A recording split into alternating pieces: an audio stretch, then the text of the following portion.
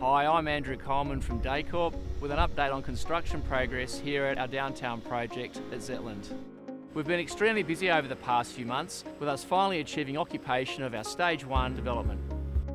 365 high quality apartments have been handed over to new homeowners following the completion of buildings B, C and D.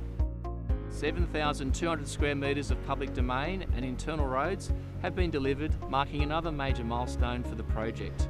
Over 4,500 square metres of land has been dedicated to Council for future parkland, providing downtown residents with convenient access to Gunyama Aquatic Centre and nearby sporting facilities. As you can see behind me, work continues on Building A, where we're delivering a further 185 residential apartments to the marketplace.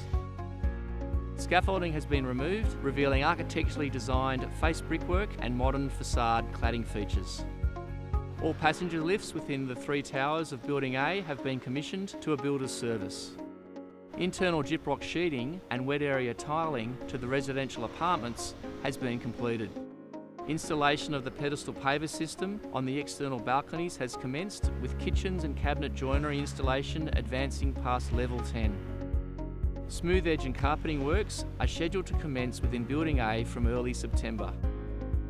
Retail shop fronts and building entry works along Epsom Road continues, whilst the pedestrian through-site link between Epsom Road and Rose Valley Way is well advanced, with over 90% of the Corium feature brick works now complete. The public domain art piece, The Shadow of the Rose, has been fabricated off-site and due to be delivered on-site within the coming weeks. We anticipate Building A completion in the coming months, with settlement to occur shortly after.